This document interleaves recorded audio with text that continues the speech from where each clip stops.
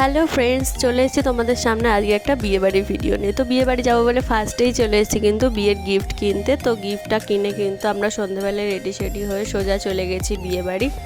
আর আমার আউটফিটটা কিন্তু ক্যামেরায় আজকে নেওয়া হয়নি, তাই দেখাতে পারবো না। তারপর দেখো আমার একটা বন্ধু আর আমার বোন মিলে সবাই মিলে চলে এলাম বিয়েবাড়ি। এসেই বউয়ের সঙ্গে দেখা করে দেখো ফুলসজ্জার খাটটা কেমন সাজানো হয়েছে সেটা দেখো, খুবই সুন্দর করে সাজানো। তারপর একটু কফি খেয়ে চলে এলাম খেতে। আর কার বিয়ে সেটা তো তোমাদের বলাই হয়নি, আজকে ছিল আমার একটা বন্ধুর দাদার রিসেপশন। তারপরে কোলে টিস্যু পেতে নিয়ে খেতে বসে পড়লাম। ফার্স্টেই চলে এলো ভেজিটেবিল আর সস, আর ভেজিটেবিলটাকে খেতে না খেতেই তারপরে দেখো পড়ে গেল পাতে ডালপুরি আর আলু দিয়ে, এটা কি ছিল আমি জানি না, দই দিয়ে কিছু একটা করেছিল।